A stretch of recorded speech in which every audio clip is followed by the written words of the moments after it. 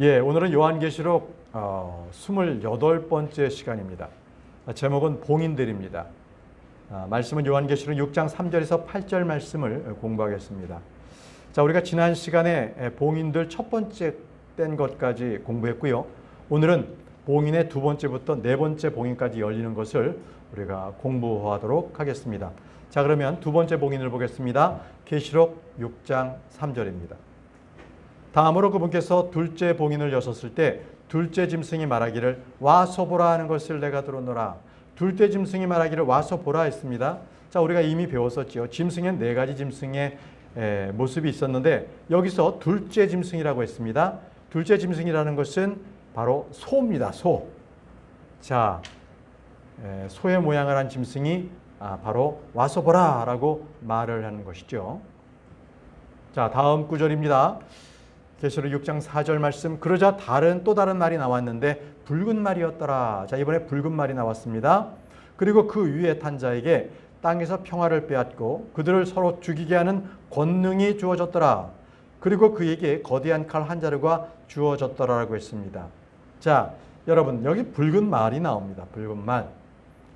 붉은 말이나 또 붉은 피, 붉은 죄, 이런 것들은 다 붉은 색상은 피와 심판 그리고 죽음을 상징을 하죠. 흰 말을 탄 자는 왕관을 받았지 않습니까? 근데 여기 지금 붉은 말을 탄 자는요, 왕관을 받은 것이 아니라 평화를 빼앗고 그들을 서로 죽이는 권능을 그에게 주어졌다는 거예요. 권능이. 자, 여러분, 권능은 누구에게 주어졌어요? 하나님께 주어졌잖아요. 하나님께서 그에게 권능을 줬어요. 그래서 이 땅에는 이 붉은 말을 탄 자가 나타났을 때에는 이 땅에는 평화는 없습니다. 그때는.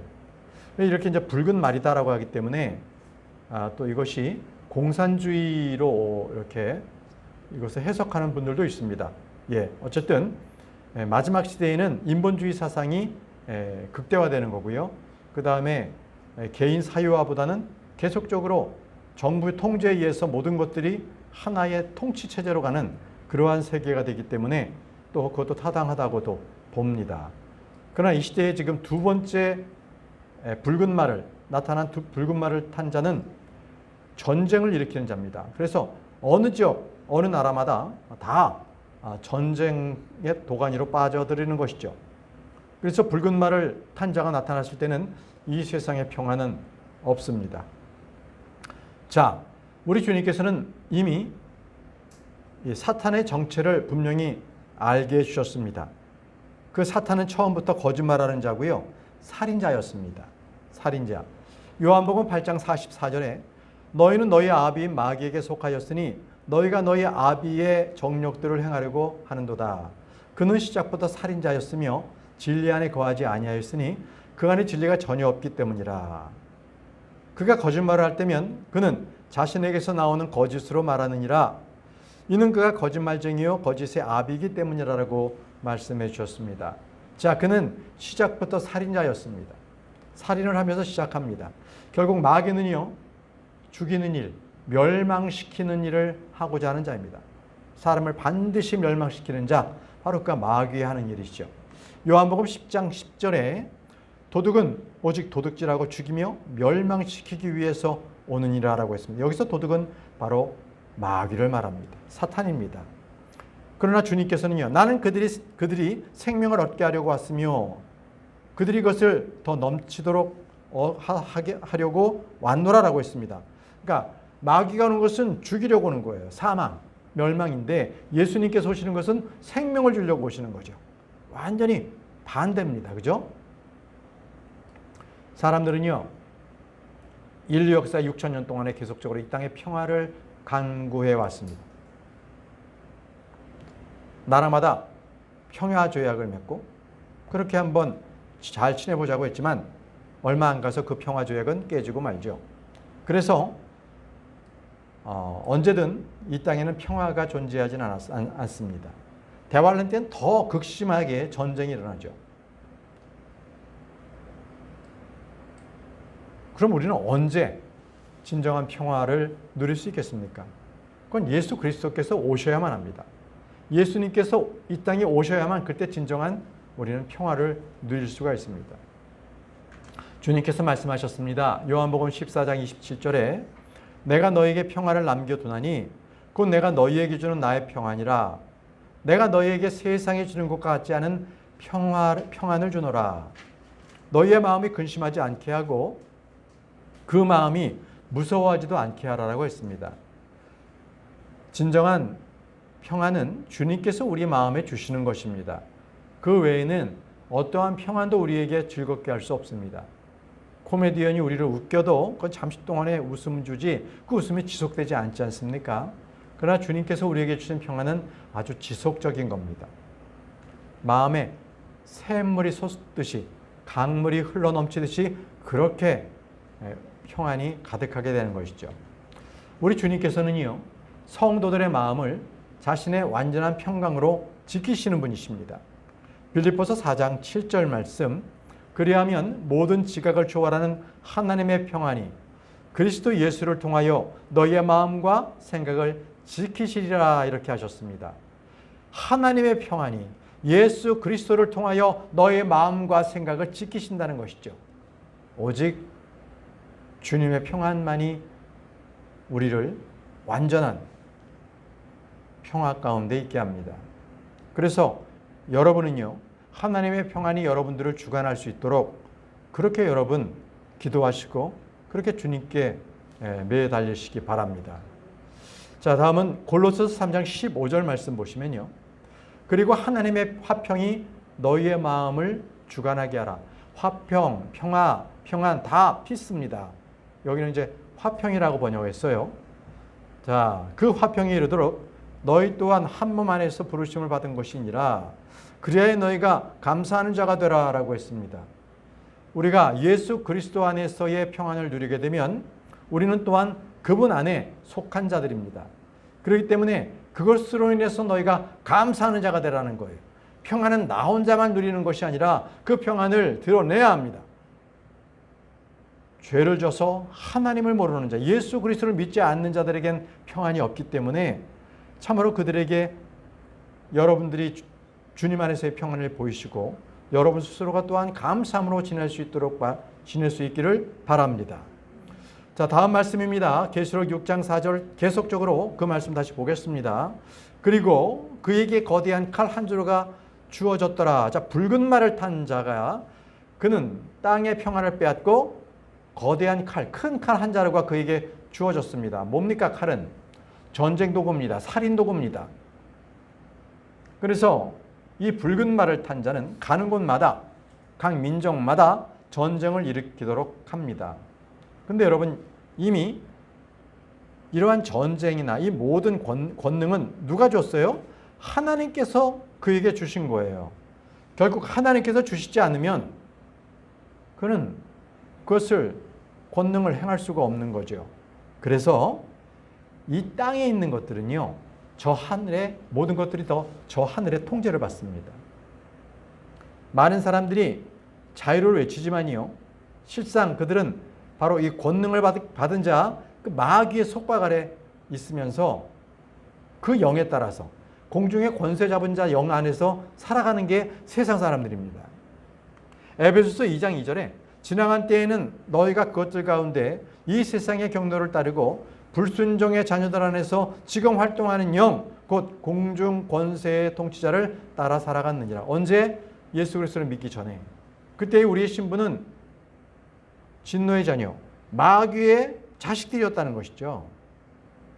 불순종의 자녀들이었습니다. 그러나 예수 그리스도를 믿고 구원받으면 하나님의 자녀가 되었고 이제 마귀의 자식이 아니라 하나님의 자녀가 되는 그러한 특권, 신분에 대한 변화가 생기는 거죠. 여러분, 그래서 우리가 잘 알아야 될 것은 우리가 여기서 이 땅에 살아갈 때 우리가 대적하고 싸워야 될 것은 혈과 육이 아니라는 거예요. 혈과 육은 눈에 보이는 사람인데 우리는 그 싸움을 싸우지 않습니다. 눈에 보이지 않는 영적 세력들, 마귀들과 우리는 싸우게 되어 있습니다.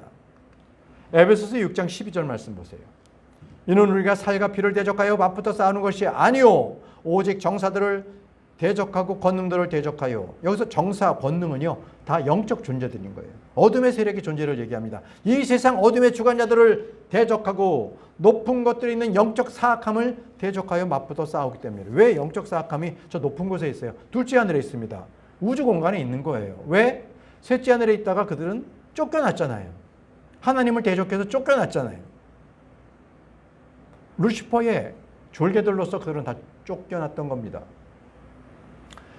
그래서 이 공중의 권세를 잡고 지금 둘째 하늘에 있는 이 영적 어둠의 권세, 이 잡은 자들은요, 이 울부짖는 사자처럼 어떻게 하면 이 심적으로 미약한 자들을 찾아서 또 성도들도 어떻게 하면 다시 꿰어내서 그들의 믿음 생활하지 못하도록 그렇게 만드는 그런 존재가 바로 공중 권세 잡은 영적 사악함의 존재들입니다.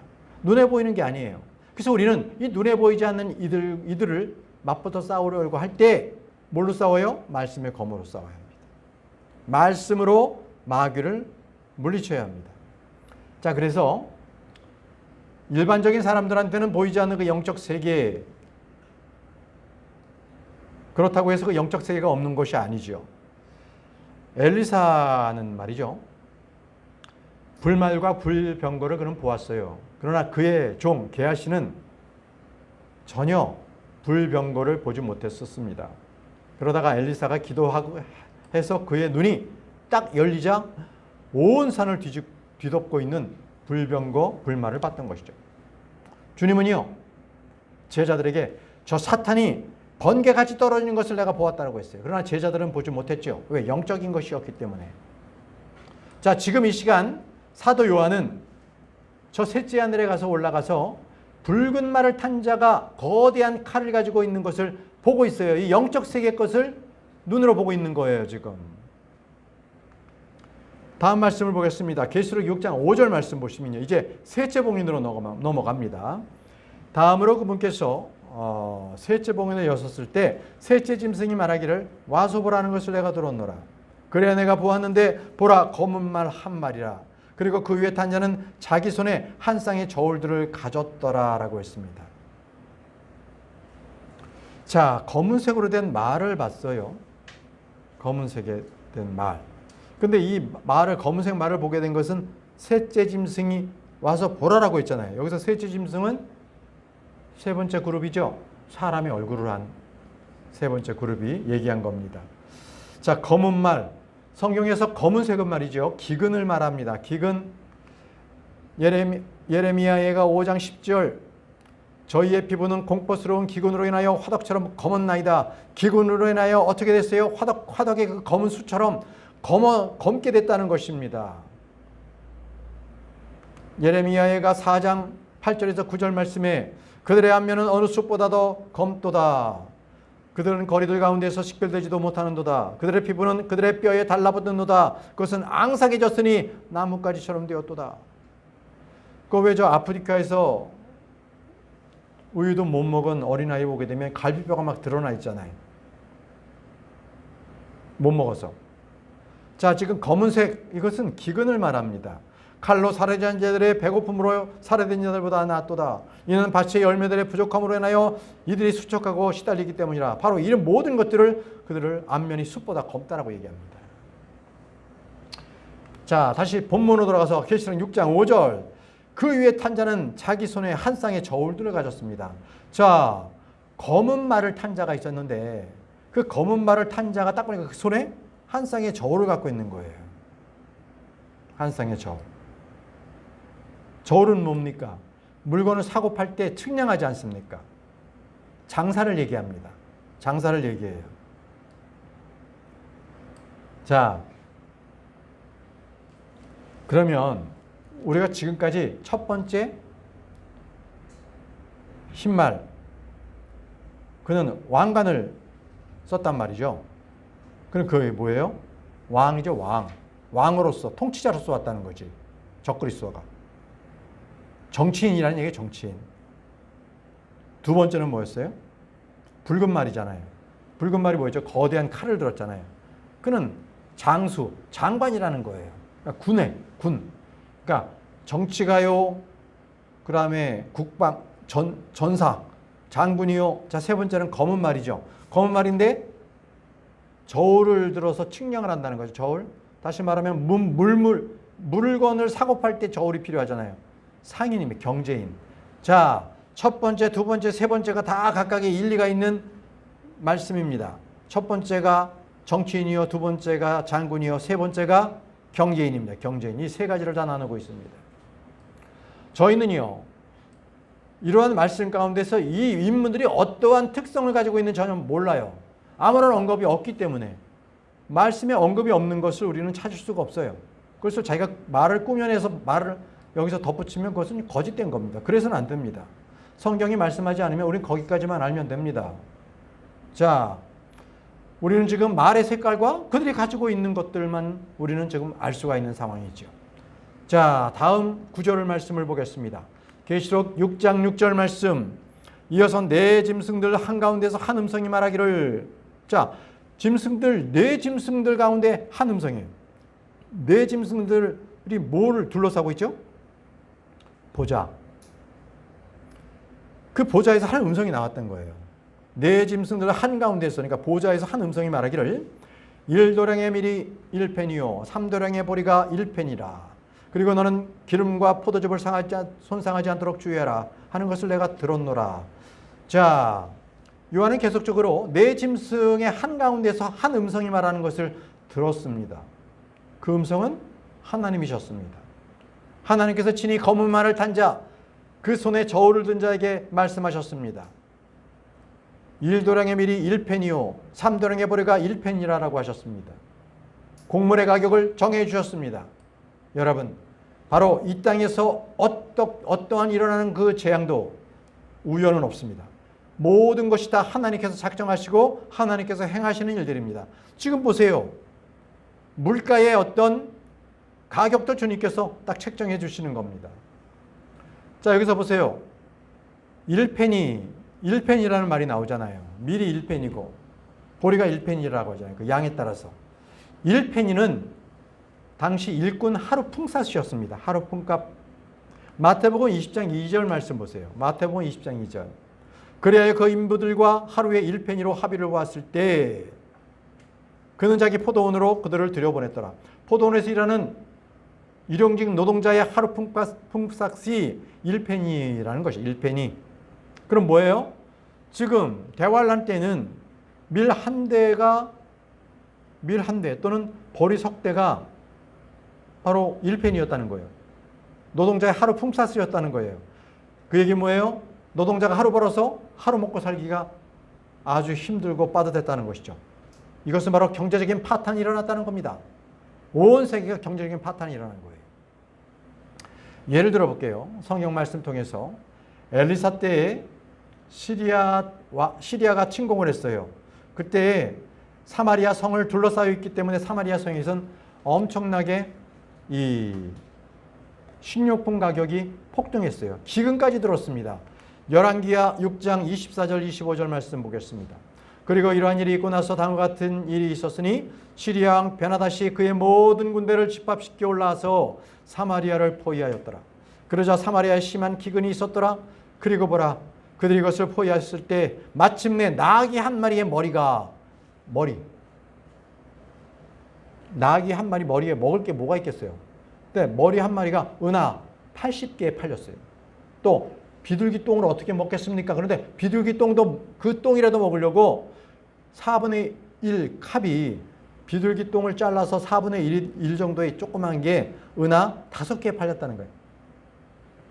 완전히 폭등이죠. 가격이 그냥 폭등했어요. 폭등. 그런데 이게 끝이 아니었어요. 자기 어린아이들까지도 서로 삶아먹고 인육을 먹습니다. 그 당시에. 열왕기하 6장 28절에서 29절 말씀 보시면 이 여자가 저에게 말하기를 우리가 오늘 먹을 수 있도록 너희 아이를 달라. 그래야 우리가 내일은 나의 아들을 먹으리라 하였나이다. 그래 저희가 제 아들을 끓였고 그를 먹었나이다. 얼마나 배고팠으면 자기 아들을 끓여서 먹고 자기 이웃과 함께 먹고 자 내일은 너희 아들을 먹을 거야. 이렇게 된 거죠. 그리고 나서 제가 그녀에게 다음날 말하기를 우리가 그를 먹을 수 있도록 너희 아들을 달라 하였는데 그녀가 자기 자신의 아들을 숨겼나이다. 참 이러한 비참한 일이 있습니다. 자기가 낳은 자기 아들을 먹을 수밖에 없는, 삶아 먹을 수밖에 없는 그러한 비통한 처지에 그 기근에 시달리게 된 것이었죠. 그런데 말이죠. 이제 포위가 풀리자마자 식료품 가격이 다시 이전 가격으로 다시 돌아간다는 것을 예언해 주셨어요. 열왕기하 7장 1절. 열왕기하 7장 1절에 그때 이사야가 말하기를 너희는 주의 말씀을 들으라. 주가 이같이 말하노라. 내일 이 무렵에는 사마리아의 성문 안에 고운 곡물가루 한 분량이 1세겔에 팔릴 것이요 보리 2분량이 1세겔에 팔릴 것이라 하였더라. 정상적인 가격 체제로 다시 경제가 회복된다는 것이었어요. 자, 우리는 지금 대환란 때에 기근이 나타난다는 것을 우리는 오늘 지금 배우고 있습니다. 곡물 파동이 나가지고 어느 나라나 식량이 안보가 되는 그러한 때가 절실하게 되는 거죠. 대환란 때는 더 큽니다. 우리나라는 지금 미국과 협상을 해서 이제 쌀도 다 개방한다 그러죠. 쌀값이 3분의 1로 하락하게 됩니다. 농사 짓는 분들은 쌀이 안 팔려가지고 난리가 나는 거죠. 자, 주님께서 말이죠. 에스겔에게 이 기근 때 어떻게 살아남아야 하는지를 에스겔에게 말씀해 주셨어요. 에스겔 4장 11절 말씀 보시면 또한 너는 물도 6분의 1 흰씩 측량하여 마실지니라. 너는 때때로 그것을 마실지니라 하셨습니다. 여기서 1흰은 3.7리터예요. 3.71리터. 6분의 1이니까 그게 0.62리터다. 0.62리터. 620리터가 가는 거죠. 그죠? 620ml를 하루 동안에 나누어서 조금씩 마시라는 거예요. 하루 동안 나누어서. 너는 그냥 620ml씩 계속 나누어서 마셔라가 아니라 620ml를 정해놓고 그거를 나누어서 하루 동안 마시라는 거예요. 에스겔 4장 10절 보시면 다 문맥이 이어지니까 나중에 참조하십시오. 자, 또 에스겔 4장 16절에서 17절은 이렇습니다. 사람의 아들아 보라, 내가 예루살렘에서 빵의 버팀대를 부러뜨리겠노라. 기근을 주겠다는 거예요. 그리하면 그들이 무게를 측정하여 빵을 먹으면서 염려하리라. 그리고 그들이 측정하여 물을 마시면서 경악하리라. 이들로서 그들은 빵과 물이 부족하고 서로 경악하며 그들의 죄악으로 인하여 쇠잔해 가리라. 아니, 빵을 먹는 것도요, 이게 재가지고 그 분량만 조금씩 먹는 거야. 물도 마찬가지로. 먹으면서 걱정해. 배고프니까.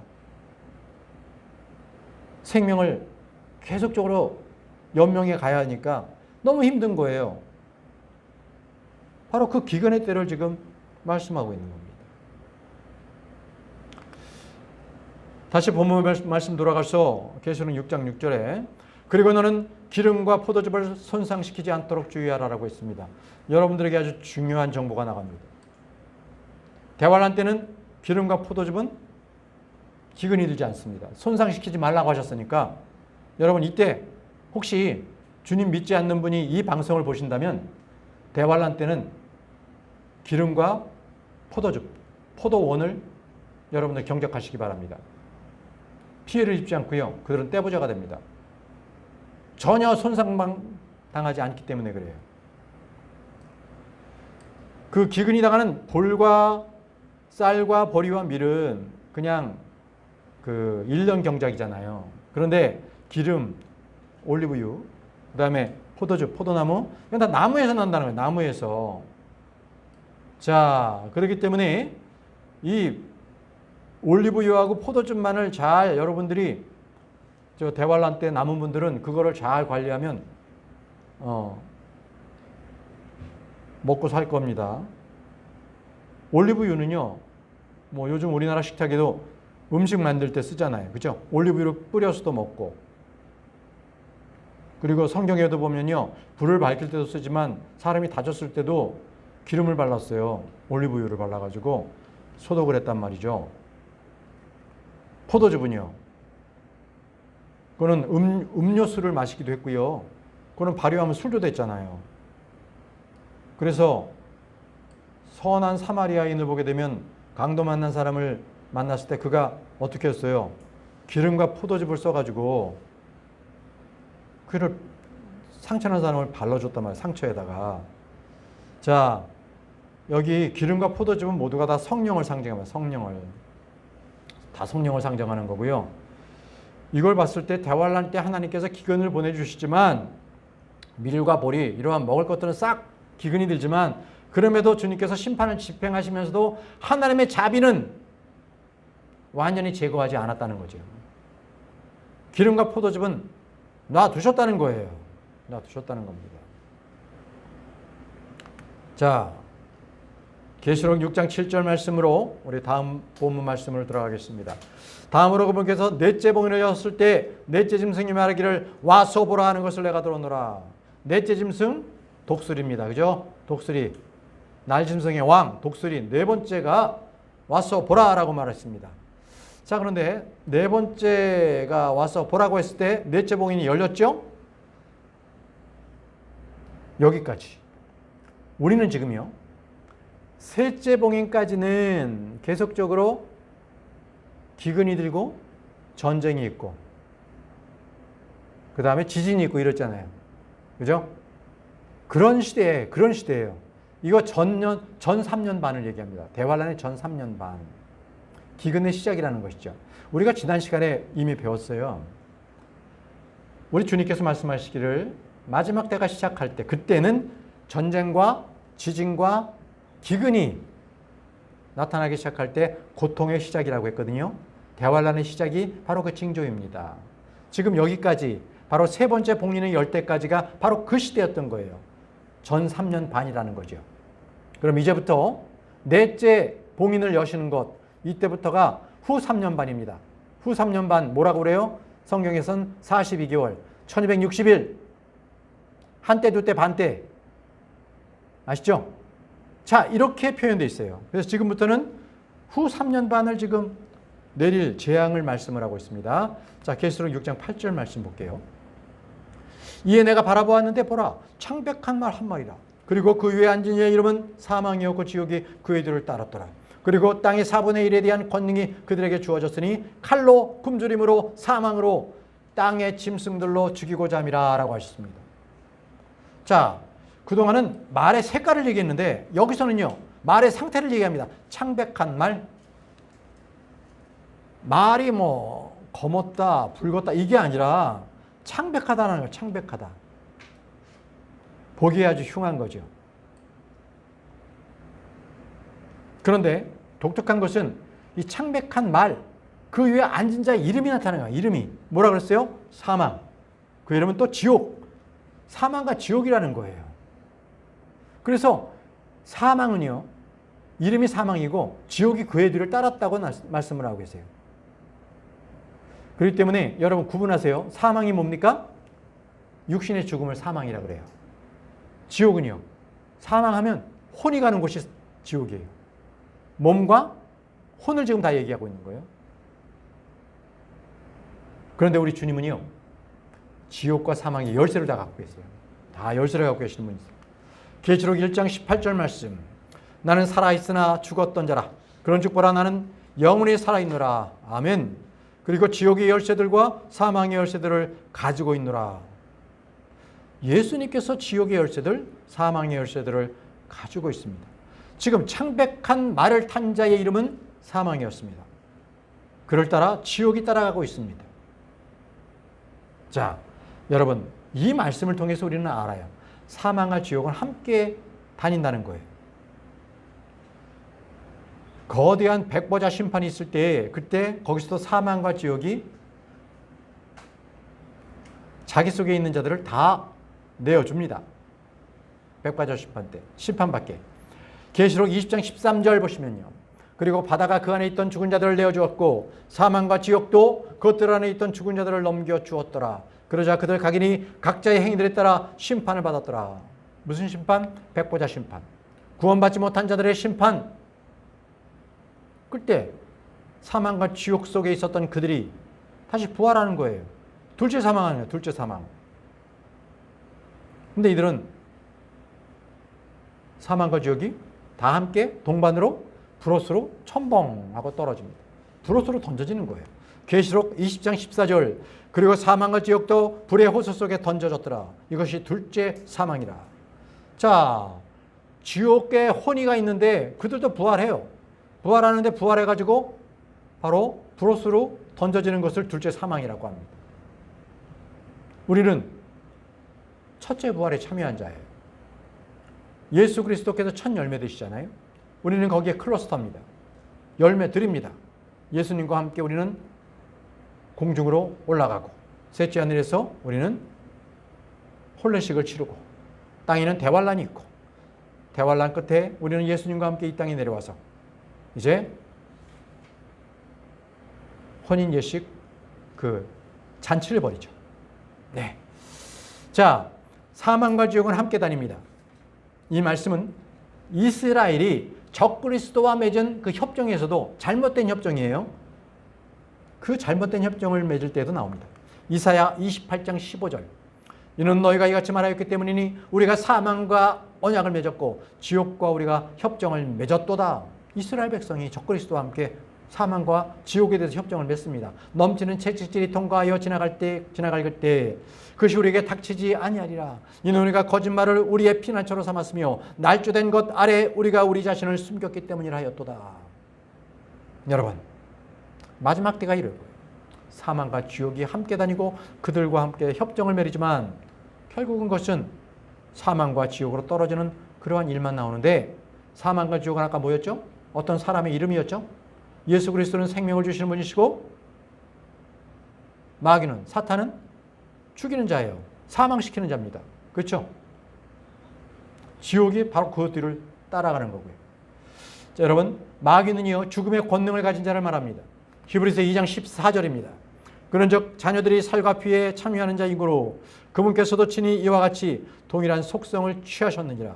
이는 그분께서 죽음을 통하여 죽음의 권능을 가진 자 곧 마귀를 멸하러 하시며 예수 그리스도께서 십자가에서 이 죽음의 권능을 가진 자 마귀를 멸하셨습니다. 아멘이십니까?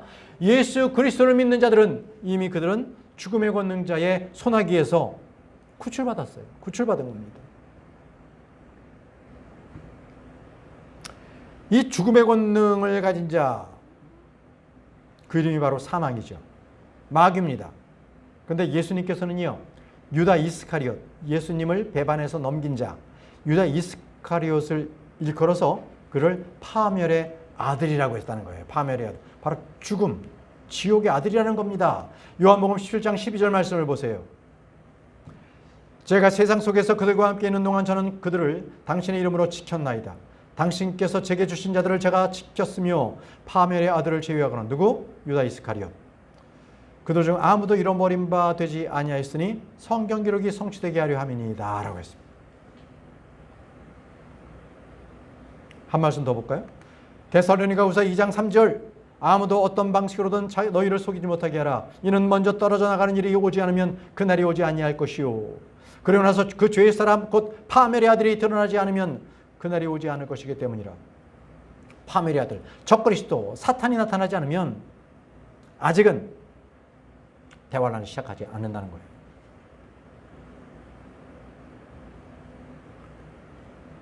오늘 마지막 말씀 보겠습니다.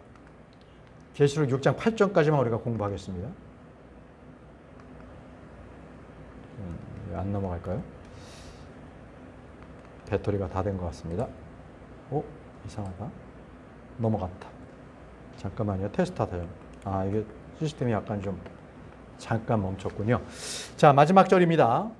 이에 내가 바라보았는데 보라 창백한 말 한 마리라. 그리고 그 위에 앉은 자 이름은 사망이었고 지옥이 그의 뒤를 따랐더라. 그리고 땅의 4분의 1에 대한 권능이 그에게 주어졌으니 땅의 4분의 1이 죽는다는 거예요. 사람이 칼로, 굶주림으로, 사망으로, 땅의 짐승들로 죽이고자 하므라. 그러니까 땅 전체에 있는 사람을 죽이는 게 아니라 전 인류의 4분의 1이 죽어요. 4분의 1이. 그런데 뭘로 죽어요? 칼로도 죽고 굶주림으로도 죽고 사망으로도 죽고 독특한 거 한 가지가 있죠. 땅의 짐승들로 죽이고자 한다는 거예요. 땅의 짐승이 뭡니까? 맹수? 네, 맹수로도 죽을 수도 있어요. 근데 더 큰 죽음은요. 짐승으로부터 나오는 바이러스입니다. 전염병. 우리 요즘 이제 우린 다 알고 있잖아요. 코로나 바이러스, 박쥐, 그리고 천상갑, 갑옷 입은 그러한 짐승 있잖아요. 산에서 사는 짐승, 갑옷 입은 바로 그런 데에서부터 바이러스가 나온 거. 사스 어디서 나왔어요? 박쥐, 사양 고양이에서 나왔습니다. 메르스는요? 원숭이로부터 나왔습니다. 이게 다 사람에게 감염된 그러한 짐승으로부터 나온 거죠. 과학 전문 잡지가 있는데 사이언스 타임즈라는 잡지에서 조사한 결과입니다. 20세기 이후에 발생한 신종 전염병의 60% 이상이 동물이 옮겼다는 겁니다. 그리고 요즘에 나오고 있는 계속적인 전염병의 75%가 동물에서 전파가 된다고 보고가 되고 있습니다. 또 현재 동물에서 유래해서 사람을 공격하는 그러한 모든 감염병은 세계적으로 약 250여 종에 이른다고 합니다. 그만큼 땅의 짐승들로 인해서 죽는 그러한 바이러스가 점점 더 심각해진다는 것입니다. 자, 이렇게 참고로 알고 계시고요. 오늘은 여기까지 공부하겠습니다. 자, 기도하고 마치겠습니다.